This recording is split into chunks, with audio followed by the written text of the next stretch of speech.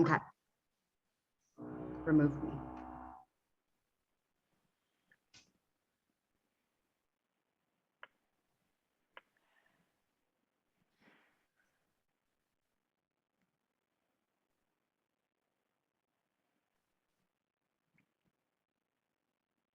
Oh, welcome, folks. We're Hi, going everyone. to give folks about 2 minutes to join.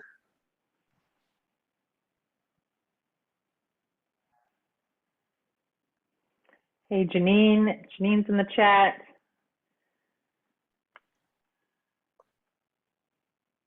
Wonderful. Hello, hello.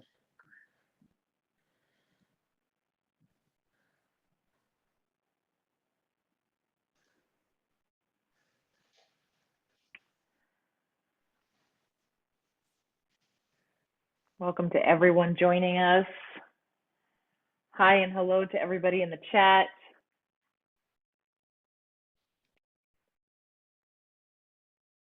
We love sharing in the chat.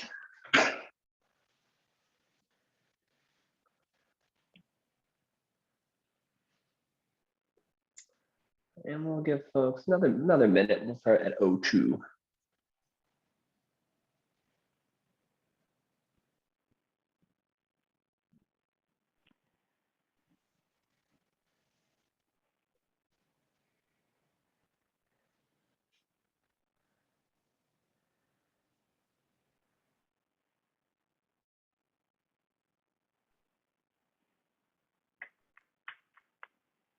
All right, let's get started, Erin. Yeah. Sounds great. Okay. Hello, folks. My name is Cardozi Jones. I am the CEO and founder of True North EDI, and I'm very excited to be here with all of you today. And hi, everyone. My name is Erin Dunleavy, and I am the Director of Learning and Design at True North EDI, and I'm really excited to be here today. Yes, so you can find out more about our thrilling bios on the website. We want to use our time as useful as really optimize our time today and get to the heart of why we're all here.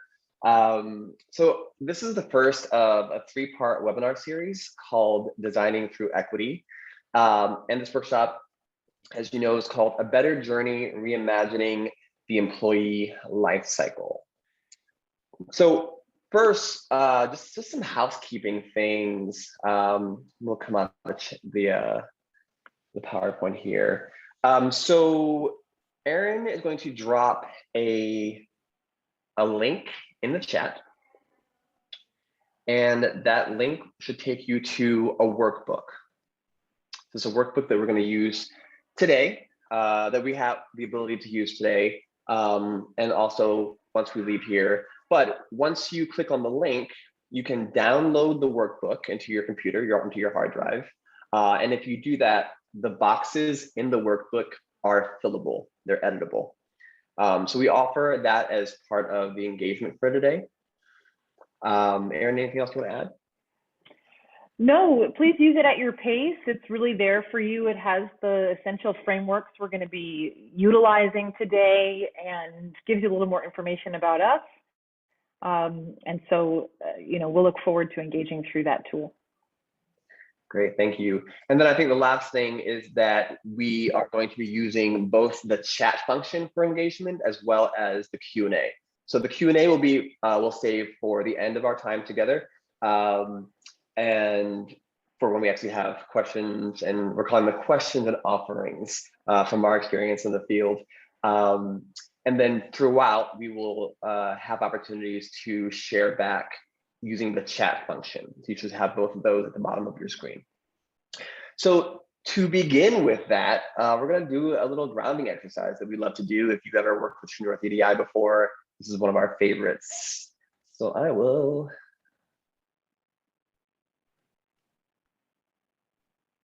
Okay. Erin. Right. So hi again, everyone. In the chat, we wanted to offer the opportunity to share a value you've inherited from someone in your life. So when I ask myself this question, what comes to mind right away is, I think I inherited the value of generosity from my mom. That comes up pretty quickly to me, and I know you operate probably through a lot of values, but what's coming up for you today when you think of a value you've inherited from someone in your life? Please feel free to use the chat to share those values with us, and we'll keep an eye on it and uplift what's coming up there. So I'm noticing that Nicole offered hard work and grit. I'm seeing empathy from Rose. Yes, that's beautiful. Yuko offers resilience. Hi, Yuko. Great to see you. Any other values coming up? Cardozi, what comes to your mind? I think one value that comes to my mind is this the idea of wisdom from my father. And he kind of talked about wisdom as having experiences and then using those experiences to inform your decisions rather than like an innate thing. Beautiful. So I'm seeing integrity quite a few times, kindness, empathy, being on time. And we're noticing, I mean, I'm seeing integrity quite a few times. I always taught integrity to my daughter as when you're doing the right thing when no one's looking, right? Respect, I'm seeing that. That's great. Yeah, Thank you so much, everyone. Thank you, everyone. So the next prompt here, we're gonna ask folks to think about a value and share a value in the chat that you've had to or are in the process of unlearning, a value that you're unlearning. So one thing that I think about for me, going back to my father, is I did inherit this kind of don't rock the boat mentality. And it's something that was very important for him, and it came from a real place of survival and protection. And in my work, it's less useful to me. So that's a value that I'm unlearning, not rocking the boat. If you could share in the chat, what are some values that you are in the process of unlearning?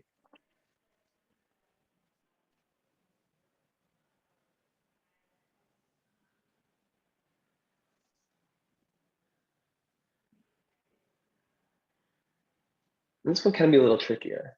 Perfectionism. Thank you, Yuko.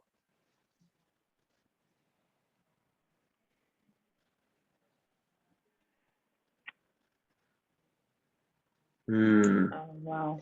If you care about someone, you'll always say yes, thank you. Yes, saying no is rude. Wow, that's loaded, yeah. Confrontation instead of confronting, yeah. Yeah. Erin, what comes up for you? Yeah, I was just going to say, I really identify with the values I'm unlearning around conflict, conflict avoidance. You know, if you love someone, you don't tell them the truth. Yeah. So thank you all. Yes, always being so busy. Yes, thank you, Zula. So, you know, we really want to be honest with you about the fact that a lot of the work that we'll be doing today and the work that we do as TNEDI in large part is about values. It's about assessing and unfolding and unpacking and sorting through our values to ensure that, you know, as we often say, the inside matches the outside, that who we say we are matches how we show up in the world and what we do. And so we're going to move into some of, just set up some mindset and context for our time together today. So when Cardozi and I were discussing the potential for this webinar, and we really do get excited talking about these topics, we always like to start by asking ourselves what's going on in our world at this time that's informing how we're approaching this work. And I think everyone can agree, you can't really open a newspaper without seeing this phrase, the Great Resignation, right? A couple of these headlines from the New York Times this past week, the 37-year-olds are afraid of the 23-year-olds. Really, that article is talking about how young people are demanding their physical, emotional, mental, and really spiritual health. And they understand what that health and that balance might look like. We're noticing that Black women are leading corporate America at mind-boggling levels, right? And really what we're understanding is that how people have engaged and what we've inherited around how people engage at work is not humane. It's not human-centered. And this is something that Cardozi and I spend hours upon hours thinking about how we can reimagine. Absolutely. Thanks, Erin. So this idea of what's humane and what's not humane, this great resignation, as it were, is not so much resigning from the workplace altogether, in large part, right? It's not always, it's certainly not resigning from capitalism altogether for most people, but we are looking at what it means to resign from, or walk away from, or surrender those harmful, those inhumane, those inequitable and exclusive conditions that have led to us saying no more, led to so many people saying no more. And we'll look more deeply at what it means to view this as an opportunity to reimagine and recreate ourselves. We are on a precipice. The last 2 years between COVID-19 and the uprising, the continual uprising, and specifically after the George Floyd murder, we are at a moment where we get to say, who do we actually want to be, and what does moving forward in that way look like? Absolutely. I think in large part, as we move forward today and introduce this framework, Cardozi and I met many years ago and had a shared love of science fiction. And together, what we attempt to do through this framework that we're about to introduce is imagine a world we actually haven't seen yet. And so we want to invite you all into that imaginative process with us right now. Yes, last week, Aaron said Mark Zuckerberg should not be the only person like imagining and science fictioning our future for us. We should be doing it ourselves. So true. So we're looking at two frameworks today. Essentially, we're looking at the one that most of you, might have some familiarity with, and certainly you are part of it. We are all kind of part of this framework, the employee life cycle. We'll break that down quickly because it's the one that we have more access and more familiarity with. But the framework that we'll be bringing to you, that we use at True North EDI internally with our clients, as a model, as a tool, as a paradigm, as a point of inquiry, is called elemental design. And so just to, again, quickly review what we mean by the employee life cycle. And I want to note that there are different iterations of the life cycle. We're kind of offering one.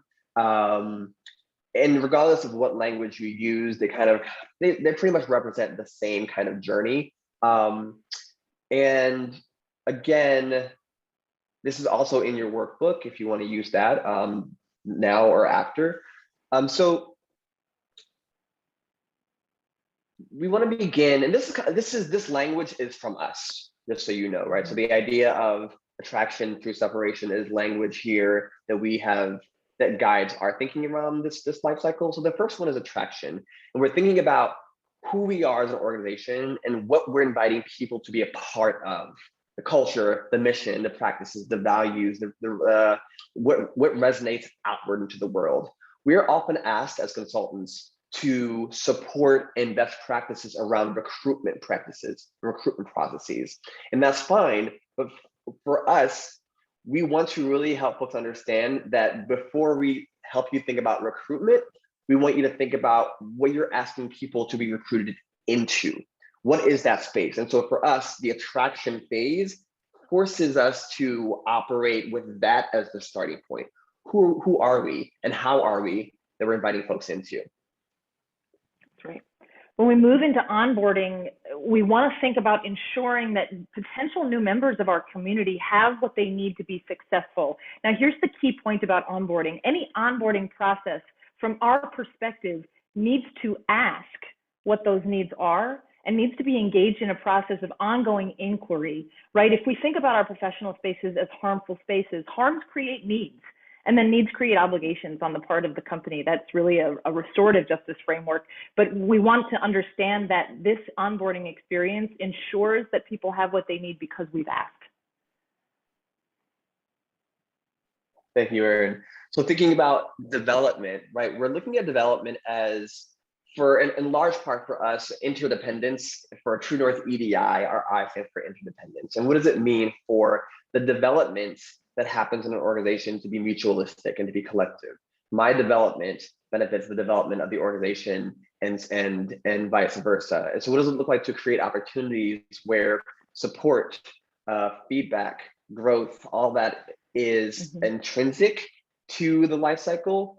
And specifically, it is about growth and about development rather than implicitly, and oftentimes not so implicitly, about critique and paper trails and all of those things that we know can happen within organizations. That's right. Thanks, Cardozi. When we think about engagement, this is actually the word we use at True North EDI in lieu of retention. Retention sounds carceral to me. It sounds like we're controlling somebody, we're keeping them. Engagement is really what we mean when we say, and we really try and be very intentional about our language. We want to design practices that ensure that individuals feel seen and heard ongoing, and that's always a dynamic and evolving process in the workplace, and that they're regarded as a valuable and essential part of the larger community. This is the heart of engagement from our perspective. Thank you. And separation, finally, separation is part of life. And we like this word, the idea of ritual when it comes to separation. So we're looking here at ritualizing learning and reflection, as well as honoring the time and contribution of employees, right? So what does it mean for a separation to be honored and to incorporate and design rituals for that separation? And of course, people separate and partnerships separate for all kinds of reasons. But we can still honor time and honor contribution. That's right. And we like to think of separation, part of that ritual is honoring it as a new beginning, right? It's the beginning of something else. Yeah, absolutely. So that is the employee life cycle. Again, this is kind of one iteration that you might find out there in the world. This is True North EDI's iteration of this. But it is fairly standard. When we kind of comb through what other organizations, what the Google say about this, we're finding pretty standard language. Some of it feels more aligned with us than other language, but in general, the paradigm of this life cycle is fairly standardized. So we want to consider a new element, pun intended here, and something else to imbue the life cycle with. So we want to talk about and share with you our framework that we call elemental design. So elemental design is a framework rooted in balance and community health. And for me, the idea of health, when I think about organizations, it's very accessible for me because I know what health means for me, right? When I think about my body, my emotional well-being, my intellectual well-being, my spiritual well-being, we'll talk a little bit about that as well. But we're looking at almost the connection between the organization and the body itself. So the framework, as you can see here, it frames each of us, and I mean that as us as individuals, but also organizations, as a complex combination of the emotional, the intellectual, the physical, and the spiritual self. And when we talk about spiritual self, we want to make sure that we're not talking about religion or anything like that, or faith, though it could be. But what we're specifically talking about is that which we feel connected to that is bigger than ourselves. So whether it's me as an artist, me as a Black man, me as a son, those are things that are bigger than me in my heart. And that's a little bit of what we're talking about here. Erin? This framework allows us a way to unfold what's already present. We often utilize elemental design as a kind of assessment, and we're going to engage with that process with you all today. It allows us to see what is, and then it allows us to see what's possible. There's that sci-fi element again. And this really is powerful and old human technology, this idea of thinking of wholeness and thinking through wholeness so that I connect myself and my individual health and wellness to that of the community that I'm a part of. We also want to understand, and we started with context today, that this work rests within a larger context of history and inheritances that have created inhumane and inequitable conditions. This is really the heart of an equity framework. And really, we don't ever want to erase root cause or context from any of our DEI initiatives. Those are essential components. And truly, we can use this framework to assess and analyze kind of an institutional memory around what we have gotten and what we need to transform and change. Thanks, Erin. So again, this is a framework, a model that we use for everything. And we're going to take some time to dig in a little more deeply to unpack what we mean by each part of this, each corner of the framework. And I think that it's also worth saying that while you're looking at 4 corners, the reality is that they're all within this circle. So we're actually looking at wholeness, right? And that circle is the more important part, right? These are all flowing, they're interchangeable, they're interconnected. For the sake of our eyes and for understanding, we're putting them into corners, but these all belong within the same circle of wholeness. So we see here the framework yet again, and when I consider this the upper left-hand corner, the corner of the spirit, Cardozi, beautifully explained that earlier. What I would invite you to take a moment to think about is, when does the inside match the outside for you? And what I mean by that is, when does who you are align with what you're doing and your actions in the world? And this is really the heart of this corner. The spiritual corner kind of acknowledges and centers the idea that we are a part of something.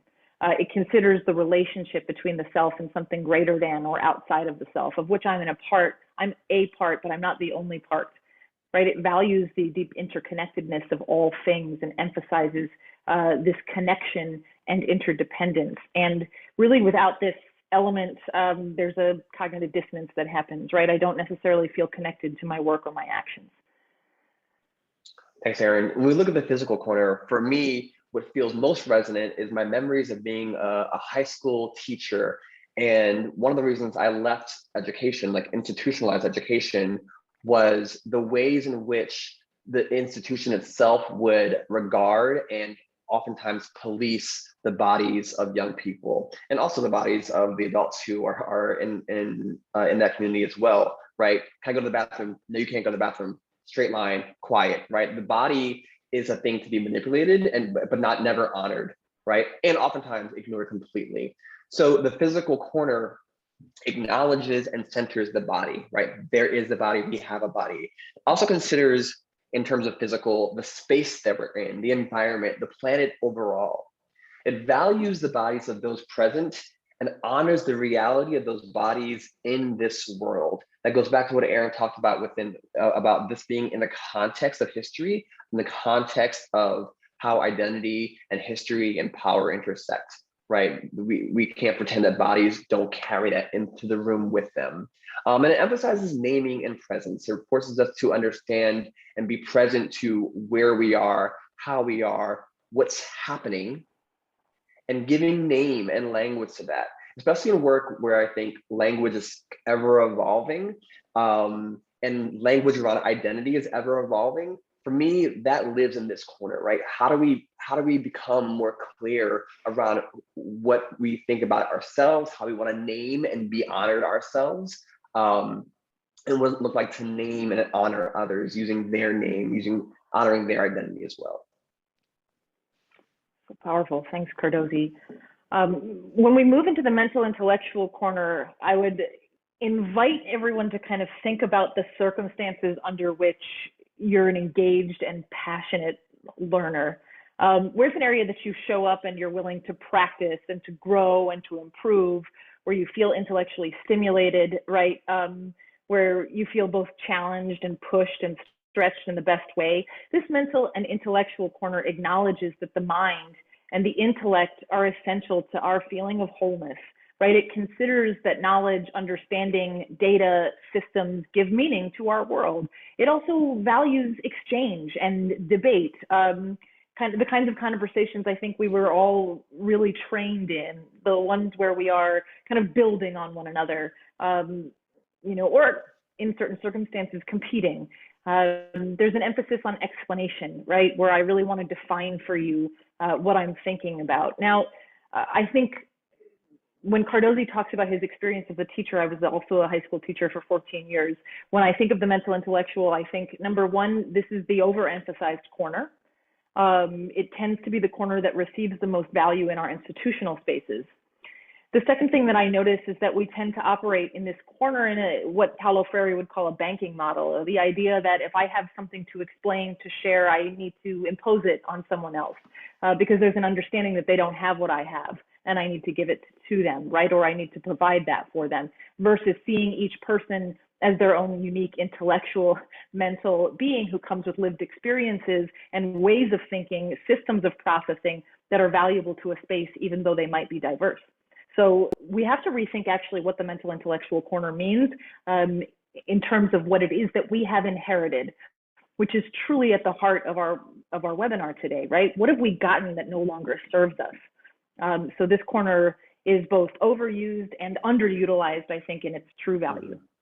I love that. Thank you, Aaron. So, and the idea that this is an overused, it's overemphasized, overprioritized in the way that we've inherited it, right? It doesn't leave room for diversity of thought, diversity of structure or processes. And I don't think, to your point, Aaron, it isn't about like what lights up our mind, what invigorates us mentally, intellectually, right? And so, for what it can do often is force us to separate our mind from our body. And so in the emotional corner looks at the affect part of us, right? So it acknowledges and centers the affect. I am an emotional being that navigates an emotional world. We cannot ignore that. We cannot pretend to ignore that. It considers feelings and emotions, specifically within the emotional beingness of us all. There is an impact. There's the impact on me and my emotions. There's my impact on the emotions and feelings of other people. The mental intellectual corner sometimes asks us to pretend that that's not happening or that it's not valuable. So back to the emotional corner, it values the lived experiences of the unique people in the space. And I think that idea of lived experience is becoming more common. I had a client recently who was asked, well, what's the difference between lived experiences and just experiences? And I often say, well, if someone shares their experience with me, I can share it with someone else. I can't share a lived experience. That's mine. And the best way to create a space for that to show up and emerge in communities for us, or two of the best ways for us, is storytelling and sharing. So how are these practices present when we think about what we want to, what's present in our organizations and what we want to create or think is possible? That's right. One thing I want to offer as we move into our case study is that True North, when Cardozi and I are talking about these qualities, we see human beings as inherently having access to this, right? It's about whether our context, our conditions are honoring and valuing the wholeness of the person who's in the room and in the space, right? So this isn't something that's given to anybody. It's something that belongs to us inherently and needs to be accessed through thoughtful processes, which is what we're about to engage with now. Yeah, thank you. So we also recognize this is a lot coming at you, and that's like one of the inherent parts of a webinar, and we are going to leave some room to engage in a moment. Looking at this case study, we're going to drop in on a situation specifically at the recruitment phase at the interview phase of the recruitment process that's part of the larger employee lifecycle, right? So the reality is we can use this framework, this model, to shine a light on any part, really of any part of the organization. But we're gonna focus in on just the recruitment aspect today, the interview process. And so this is a case study that lives in your workbook. We're also going to, for accessibility, read it out loud. Aaron will read it out loud so that we can, if you have any vision impairments, I know I do, it's helpful to hear things out loud. And I just want to say, Cardozi, I added the workbook again to the chat. A quick note on the workbook, you should be able to access that workbook through the link. And then what we would ask you to do is download it into your computer. Then you can open it up in, I like preview, and it's fillable. So you can type into that workbook. You can access it at your own pace, again, for accessibility purposes.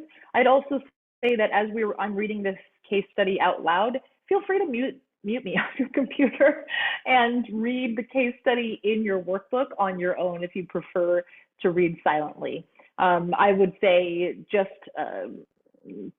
unmute when you're ready to rejoin our live session, but it takes about 3 minutes when we tried it on earlier. Are you ready? I think Aaron made up the word fillable, but it's a fillable separate conversation. We've been arguing about this all day. All day, so I'll be talking about. Barely did this session. All right, ready? Yes. So you'll notice that the case study is on page 6 in your workbook. Again, it takes about 3 minutes, and we're reading a case study about our protagonist. Her name is Jasmine. And when you're finished, you'll notice there are some questions after the case study.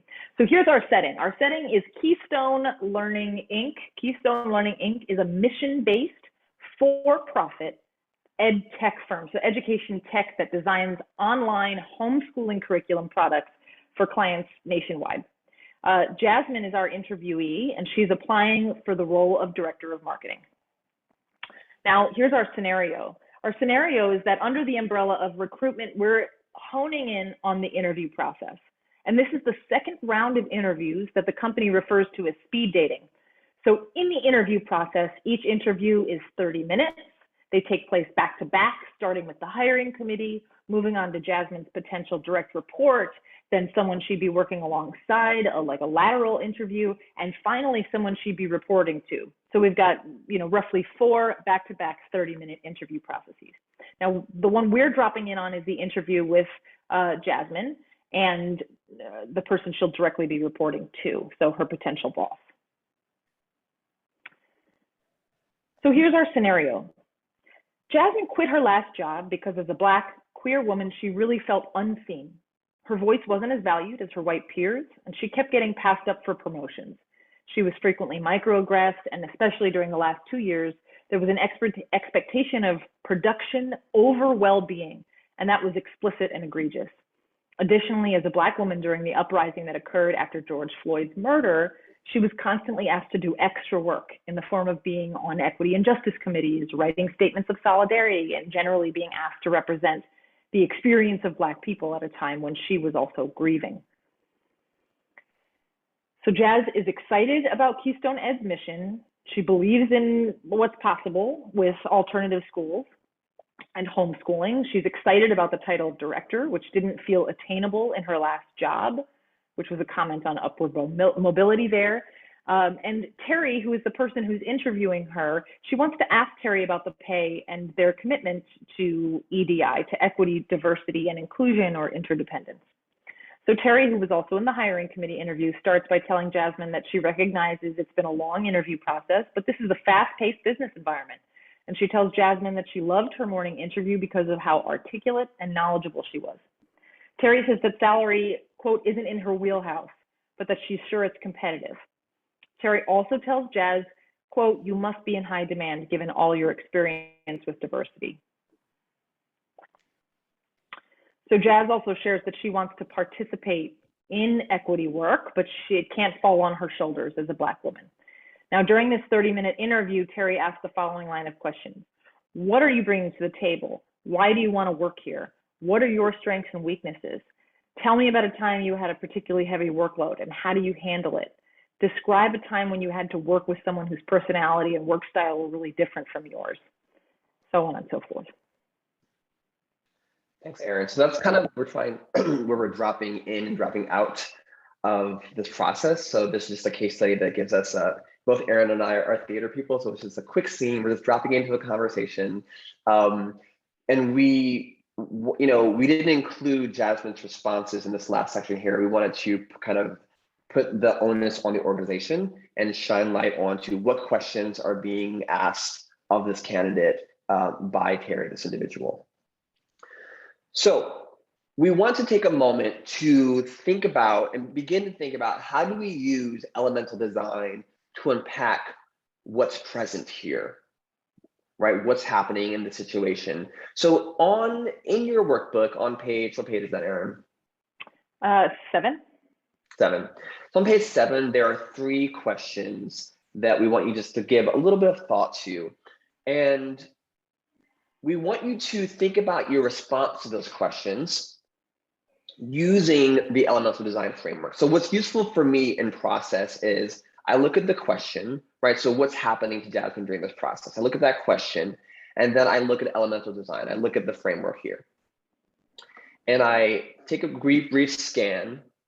And so, it depends on kind of where you are, what resonates for you, but think about which corner um, reveal something about that question, or reveal something about the answers to that question. What's revealed in that question when you look at the physical section? What's revealed in that question when you look at the emotional section? So take a moment, and we're going to ask folks, Aaron, we're going to ask folks to share back out via the chat. Yeah, absolutely. So I'm going to keep an eye on the chat. And sorry, I misspoke. The questions are on page 8. I mean, we're starting with a really broad question, which is about what is Jasmine experiencing in this process? And if we were to look at that question through the elemental design framework, what's revealed? What is she experiencing? And so feel free to take a moment, and we'd love to hear some comments in the chat if that's possible, and we'll definitely uplift those. Maybe we should go one question at a time, Aaron. Sure. Yeah.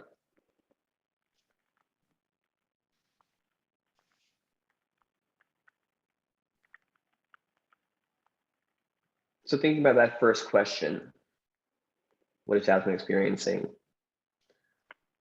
What's revealed to you when you look at one or more of these corners?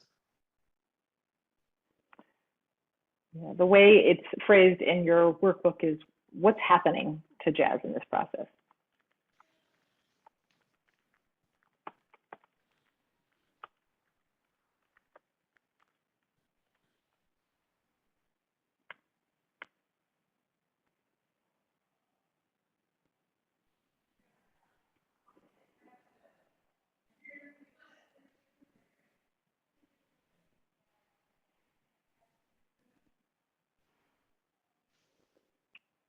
I would offer 2 no wrong answers. Imperfect answers only, we like to say. Yeah, first half-baked ideas, imperfect answers. So Liz offered, it feels like she's being viewed as a productive object, right? They're not asking questions to get to know her better, but rather about what she can produce. Thank you so much, Liz. Stephanie offered, why do you want to work here feels loaded? Yeah, it feels like there's a right answer there. Like, is there a right answer to that question? It's so funny, Stephanie. So Aaron and I ran through these questions last week, and it's like, why do you want to work here? Because I need money. Next question. It's like, I think. Or even worse, I don't. I don't. I just like, I hate my old job and I need this one. I think there are certain questions that invite an authenticity. In fact, a lot of questions that we ask in interview processes just invite an authenticity. They're asking you to lie, right? What other questions are on that page, Aaron? Yes, thank you so much to Liz and Stephanie for stepping up. And I would gently nudge folks into thinking about what you're noticing, where it might land in the elemental design framework. And as we're thinking about moving into the next question, I just want to offer that I love what McGregor has offered here. They're saying that this seems to really focus on the mental intellectual corner and nothing else. And Shyla added, she's feeling mentally stressed, right? Shyla, thank you, about what might be the right answers. And Yuko added that Jasmine must feel constriction in her body and fatigue. I know that I would certainly identify with that as well, especially when I feel like I'm being asked to perform. So thank you so much for those offerings. Our next question is really how, if at all, does this process create room for Jasmine to be her authentic self? And this might be a little bit of a leading question, but we're curious what you think. I mean, where does Jasmine get to show up authentically in this space, if at all? Any thoughts about that?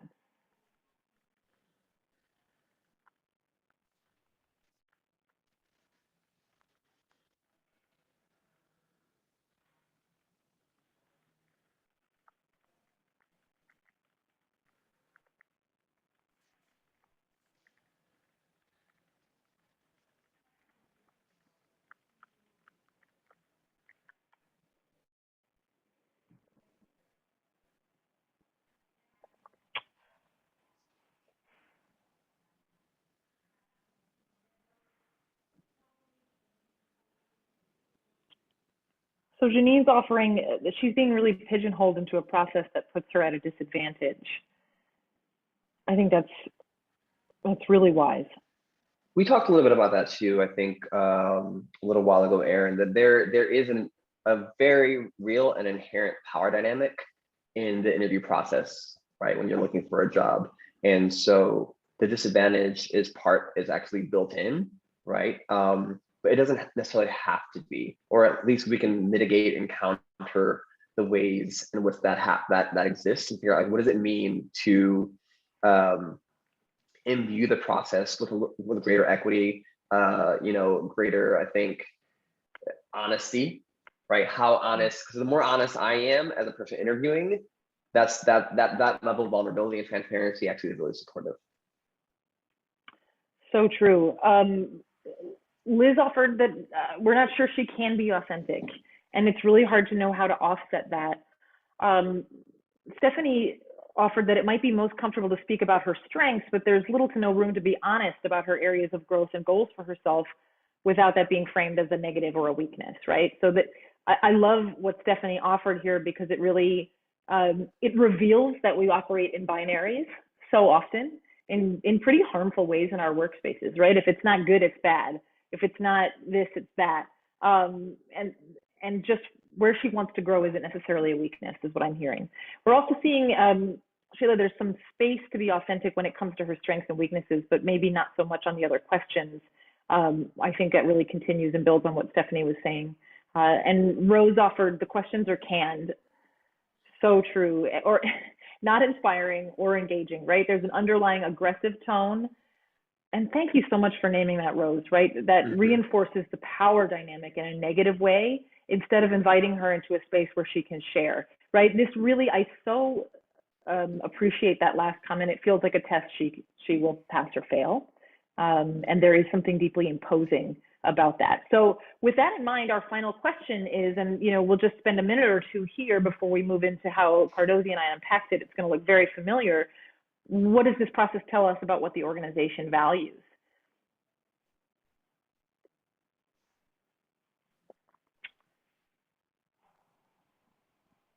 And we remember that values are inherited. That's how we started our day, right? Oftentimes we sort of operate with what we got, with what came to us. So this is less about blaming people at Keystone Inc., right? That's trying to create this mission of homeschooling as an alternative to institutional education. It's a mission-driven organization, but they are operating with what they inherited. So Rose is offering high productivity, and Sheila offered values and results and bottom lines, not so much employees' experiences. Absolutely. We're seeing productivity, right? There's this idea of you're only as valuable as what it is that you can produce and do, which is a deeply capitalistic value. We know we've all experienced it, right? There's something about this case study that I'm sure in different elements we can all identify with, certainly maybe even as being on the receiving end of a line of questioning like the one that Terry offers. Anything else? Great. So I think let's move forward. So we're going to share with you some of how Aaron and I used elements of design to unpack. Again, we talked about it can unpack what's present, and then we use to create possibility, to create or design or reimagine what's possible. So in terms of the unpacking, again, as Aaron said, some of it might seem very familiar. The spiritual corner, there was no mention of the values or core mission of this work and what it means for the role of Jazz is interviewing for, right? I didn't hear about the value or the mission. I didn't hear about anything like that. Now, obviously, we're dropping in, but we can, as Aaron said, many of us have felt this in processes before. And I know that for me, I often miss out on who are you? Why does this company even exist? How does that fit into what you do in terms of who's interviewing me? And how will my role fit into that? Not functionally, right? But part of like the bigger cause. There's no sense of what Terry's values are as a supervisor, right? Is that even a question that supervisors ask themselves? Like, what are my values as a supervisor? And how does that connect to the larger mission of the organization? And there seems to be no curiosity around how the values of the organization align with Jasmine's values, right? There's just no room for that point of connection to explore. That's right. When we look at the physical corner, and Cardozi and I both often access, our previous lives as teachers in institutional spaces, where, the institution and the systems are valued more than the human beings in the space. There is a certain kind of training in what Cardozi was outlining for us in his experience as a school-based educator before. We're training for this kind of experience that Jasmine is experiencing today. It really is. It's a priming of sorts, because there's a real lack of awareness of the physical demands of this kind of interview process on the body, right? Terry admits that it is a physically and cognitively, and we're using that word meaning the actual brain piece, right? Draining. It's a draining interview process. And she states that this reinforces and mirrors the pace of the work pace of the organization as a part of their org culture, right? So if you can survive this interview process, we're very fast, but we hear this a lot, fast paced. And what that tells me is that that's an organization that values glorifying burnout, right? Whoever is here until 9 p.m., who's there at 7 a.m., right? Where it is a value to glorify burnout. And Terry tokenizes Jazz by suggesting that she's only valuable because of her identity, right? As a Black woman, as a queer woman, this kind of offhanded microaggression about, she must have a lot of opportunities, or, whatever the language is, really objectifies her, which I think somebody noted kind of beautifully in the chat. So the attention, we might even not notice how often our professional spaces attempt to erase the body, right? Or put you in direct competition with your body to see how far you can push it, meaning there's not balance. And again, to reinforce, this is an inheritance, right? That this is not new, this is not novel, this is how many organizations and companies and institutions operate, and they do it without questioning. The idea of productivity, fast pace, greater is more, faster is better, all that are things that we inherited when we stepped into organizations. So what we're talking about today is, again, reimagining, countering, and thinking about the time that we're in space and time as an opportunity to do that. So looking at the emotional corner, there's no inquiry regarding around how Jasmine wants to feel at work, what she needs to feel supported, what kind of emotional experience she's looking to have, right? We have the information as kind of the readers of the case study, but we didn't see an opportunity to glean, especially for someone who would be supervising her. We didn't see any questions around that experience. There was no room in line of questioning for Jasmine to reveal her core self, right? The questions, even I think, I think maybe strengths and weaknesses, there may be an opportunity there, but I'm not sure it's seeking it, it's seeking truth. We know that there are good ways and bad ways to prepare for and answer questions around strengths and weaknesses. I can't imagine how many times I'm like, what's a good response for my weaknesses? Oh, I'm such a hard worker. I just don't know how to stop working. I care too much. I just care too much. I don't know when to stop working. And so, there's no room in the questioning for her to share her core self, aspects of her lived experience that she feels are valuable to the role, and that allow her to feel whole in a work setting, right? And that's different than her identity making her good for the job, but it's like specifically who I am in this role. There's opportunity here, and here is why. And it's me saying that, right? It's me sharing what I see as opportunities as, and there was no space for that. That's right. This is going to feel familiar, but really it is a didactic and one-sided intellectual process, right? Jasmine is sort of on the receiving end of a very imposing line of questioning. The system of compensation, it's worth noting, is mystified. This is really, we see this in so many of our clients. Just a lack of transparency, which I often think kind of comes back to the fact that these are not very authentic spaces, right? There's a lack of transparency. This is an extremely important point. And it's okay that Terry doesn't know it, but there's an underlying norm that's not something that you can access easily, right? Information about compensation. There's no real inquiry into what Jasmine finds intellectually stimulating, how she might apply that curiosity to the role. right? Questions are not asked in the spirit of authentic curiosity, and the process really operates as a test to be passed. And one might say, well, she's applying for a job. Isn't that what that is? And this is where Cardozi and I, again, operate from the sci-fi mind. And we're like, but why? Why? No, Why? it doesn't have to be that. It does not have to be. They're relationships. These are relationships. And relationships have conditions, right? They operate with good boundaries and a good understanding of what wholeness is and looks like, right? We've talked about elemental design as really ancient and powerful human technology. We see it around the world for millennia. This wisdom kind of comes back to us. So we can operate in our day-to-day life through this framework, and this is really what you're all doing now. So in addition to obviously unpacking what's present, right? So we're looking at kind of what was problematic around this in this case study and this interaction between Carrie and Jez. We also can then have the opportunity to do a few things. We can remove these bullets and instead put what we want to be there, right? In the physical corner and the spiritual corner, what do we want to be there in place of lacking awareness of the physical demands of the interview process? What do we actually want to be there in that corner that, again, honors and centers the body? What would that practice look like? The other thing is that we can more holistically say, okay, here is what we've seen as is present in the process. And so what can we create then? What are some practices that begin to counter, undo, or mitigate some of the harm that we know can happen through these processes? So Erin and I have come up with just a few, I think they're pretty practical steps when it comes to using elements of design to think about recruitment specifically. Now, again, you can do all of this at, again, any different phase of the employee life cycle, and we're focusing on recruitment. But something we want to think about are consider and identify the values of the recruitment process. So even before we begin thinking about bringing in new people, what are the values that underpin this process?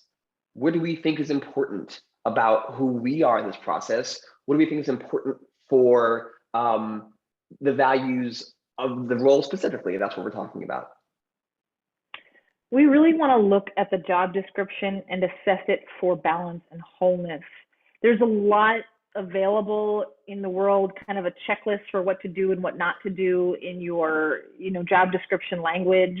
And a lot of it is really good advice. But we find that's a kind of a deficitized, what's wrong with it versus how do you want to build and create it through the lens of elemental design, which is aiming for balance and wholeness, which is aiming to say that the person that we want to be in relationship with is a whole person, right? Has all of these aspects of self that we want to attend to in a really thoughtful and careful and values aligned way.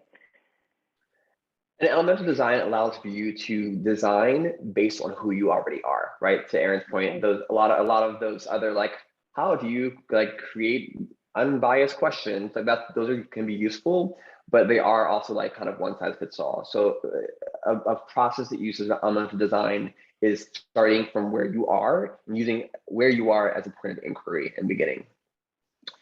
So we've identified the values of a process. So let's share with prospective candidates those values that underlie the process, right? And that will be present during the process. This goes back to a little bit of gatekeeping and power hoarding, right? Are we being honest about what's actually true here? What we actually believe is true? A lot of times in the compensation question, the truth is we don't want to tell you yet, but we can't say that, right? So how do we, again, really assess what's present in terms of our values, and are our practices aligned with those values? And if not, what does changing them or reimagining them look like?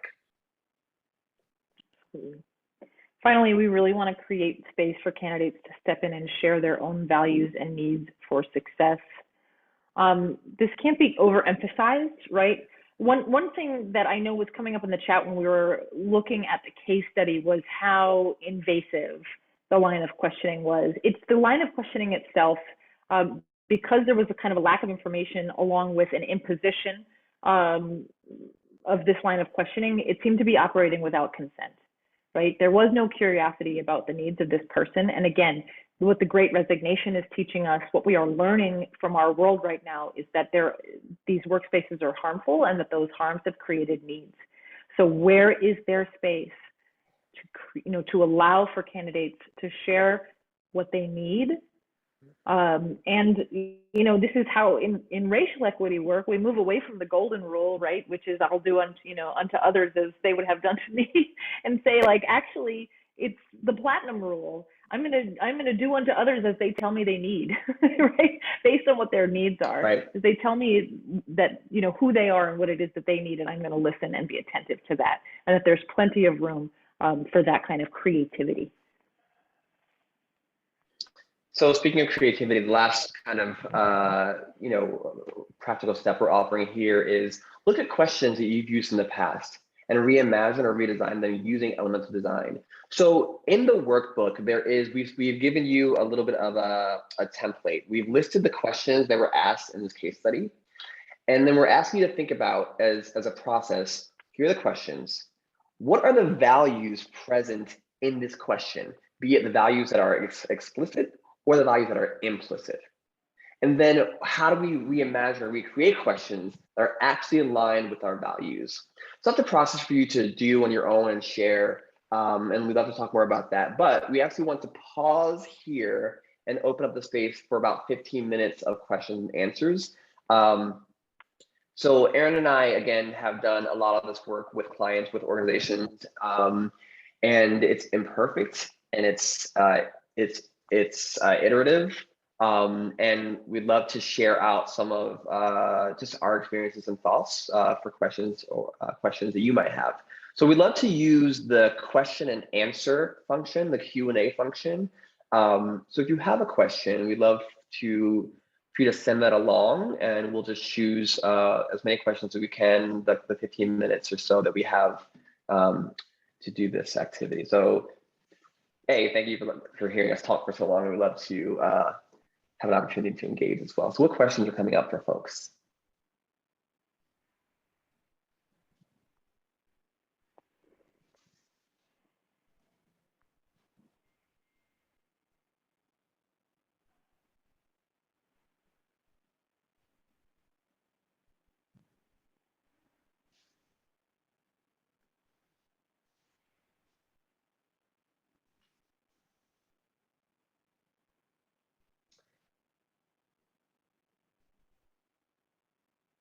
Yes, Sheila. We're asking for question and answers. So as you've been listening to the presentation webinar today, what questions are coming up in terms of understanding, in terms of your own experiences or in your own organizations? Sure.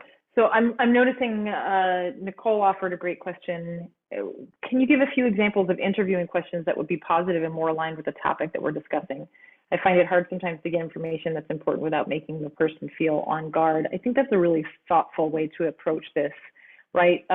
We also don't want to hop into an interview process and dive into a really vulnerable place with no preparation, ask people to reveal more than they're there to reveal, right? Is it okay if somebody just, is at a place for an interview because they need to work, right? We don't want to ask anything that feels unsafe for folks.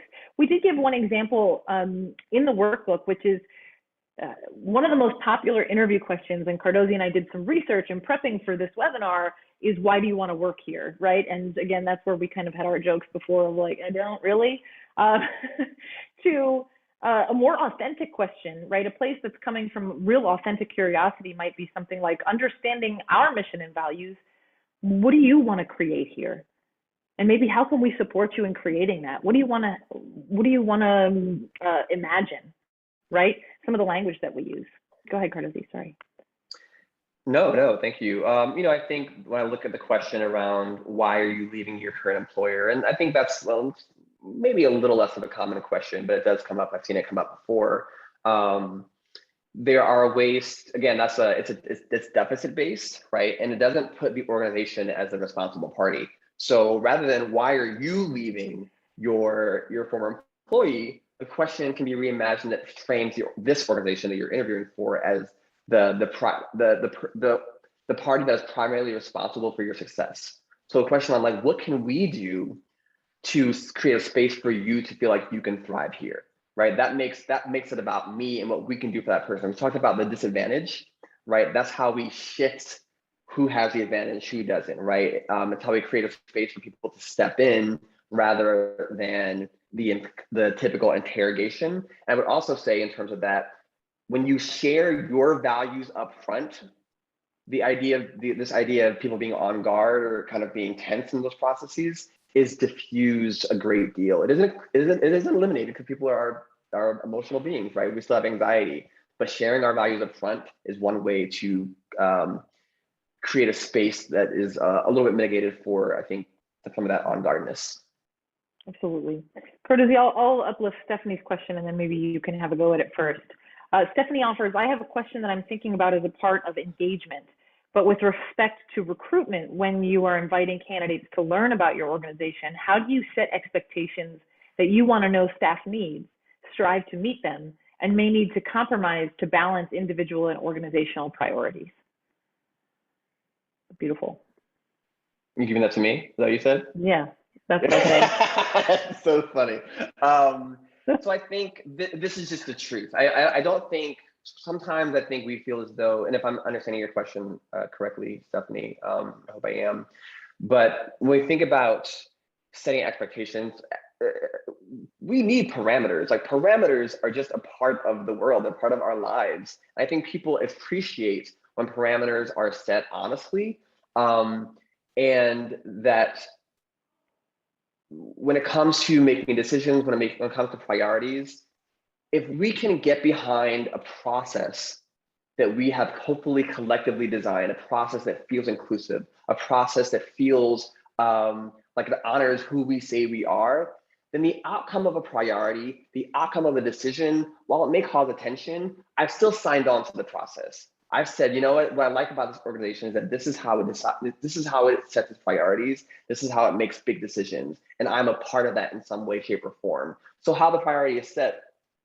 for me, becomes less important than creating a space where I can say, yes, this process for how we make decisions, this process for how we create space for folks to share tensions, to share disagreement, to share tension, is within the realm of, like, tension means growth and not to be avoided. And there's another webinar about that in 2 weeks.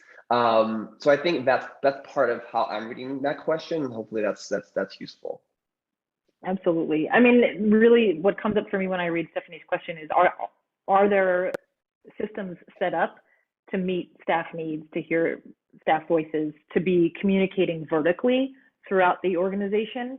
Who's at the table when decisions are made? How are we exchanging? What are our values around feedback, and what processes are in place? In that way, you can lead with a potential candidate, right? Here are our values around understanding our employees' needs, and that's why that's iterative for us. We have these processes in place to be constantly checking in.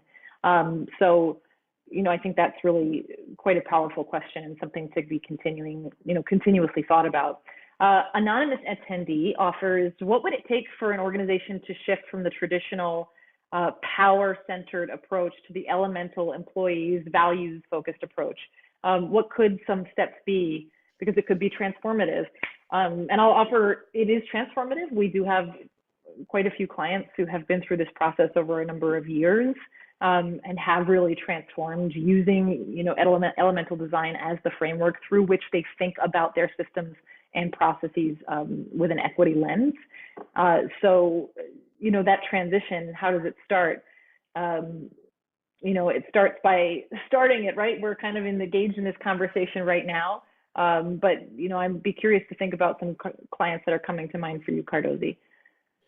In terms of rethinking power structures, like traditional power-centered approaches. Yeah. Right. So I think one thing for me is I have clients who they're in the process as a so-called leadership team thinking about shared power structures, and we have a webinar about this next week. But in terms of a step, I think that the first step that I offered him was, what does it look like for when important decisions need to be made? And I kind of just talked about this a little bit. We have a way of deciding what important decisions mean that require the input of the collective, right? We've established that. Some decisions I don't want to make. Like, I don't want to choose some of the nuances and minutia that the director or that an ED has to choose, because I'm not paid that much to do that. But if we can collectively decide and agree on what what important decisions exist here that we need to have input on and collective input.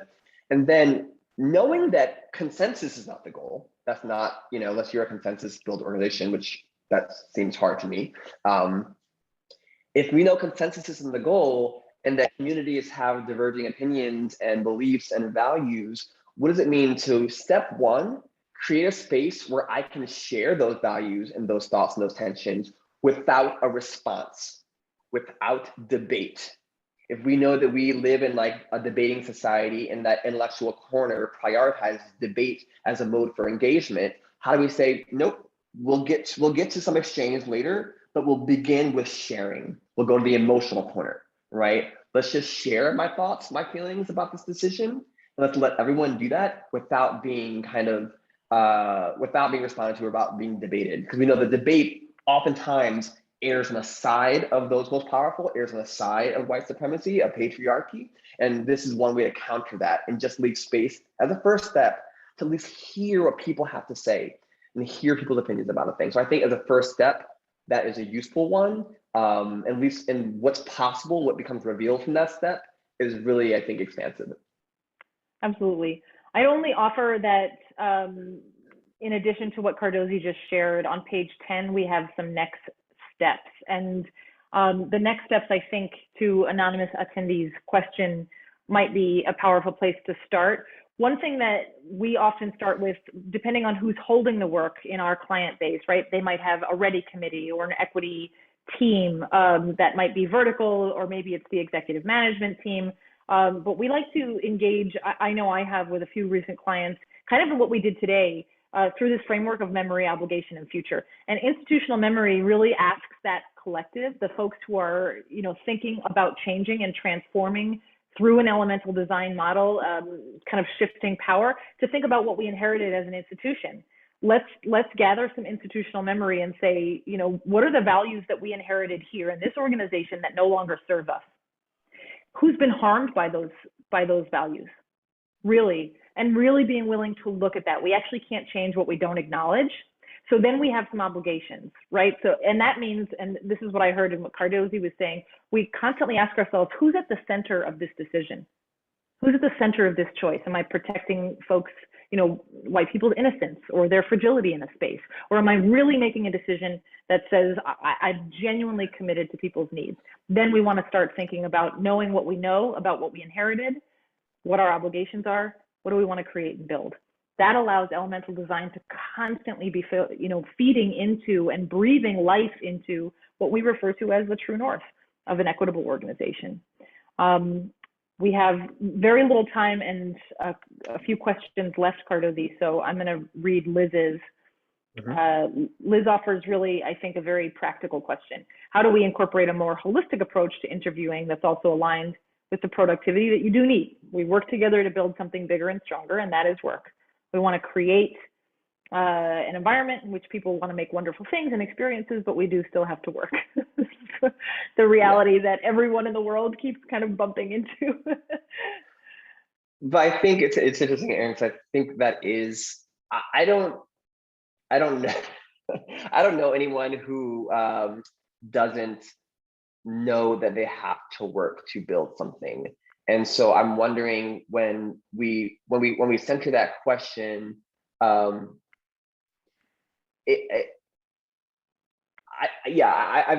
think everyone knows that we have to work. What I think we can bump up against is work styles. We can bump up against people who are being honest about what they need, be it space or a pause or a break. I think we bump up against a lot of those things that are not what I was taught when I entered the workforce that I could ever say out loud. And so I think people know that they need to work. I think you've answered your own question here in the way you framed this, right? We want to create, so we work together to build something bigger and stronger. That's what a beautiful way to frame work that we do. And something that is bigger and stronger inherently requires time and energy. And I think even work might be reductive, right? So it requires time, it requires energy, it requires patience, it requires systems. It requires some agreements around accountability. Let's kind of explode the word work and create and say what we actually mean.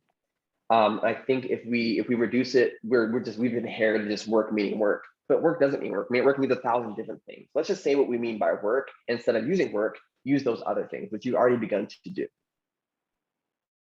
Absolutely. Are there any other questions? We have time for one more. Thank you, Liz. Thank you, everyone who's asked a question.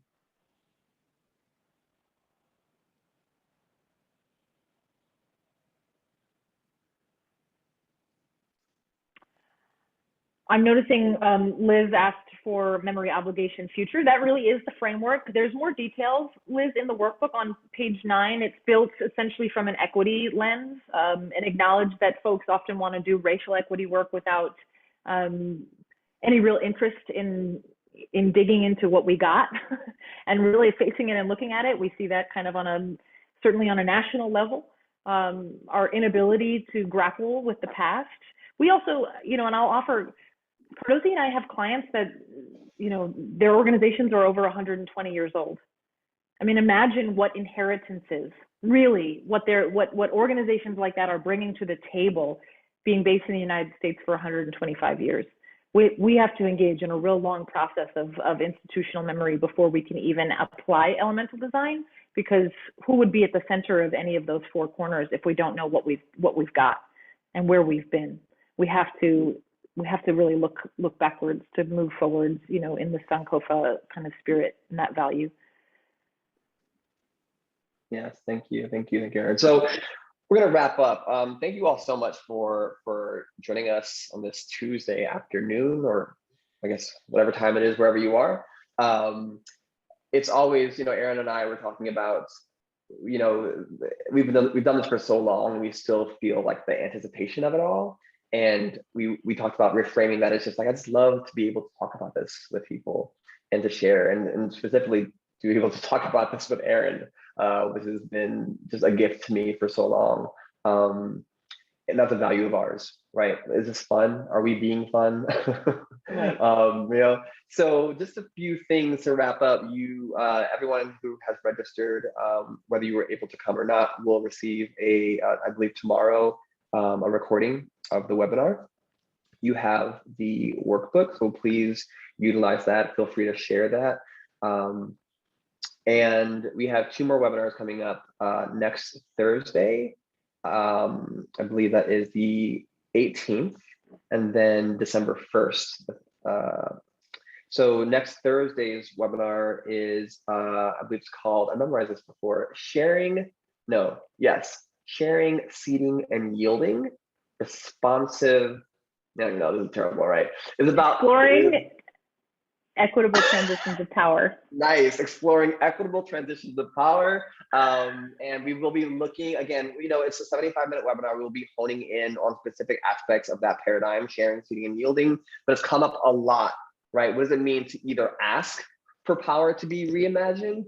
And what does it mean to respond to a call for action of power to be reimagined? And then Aaron, you're doing transforming conflict in the workplace. Yes, deeply rooted in the values, certainly, of restorative justice and thinking about equity, again, through this framework, but with kind of more attention to what we've inherited around conflict and conflict in the workplace. Absolutely.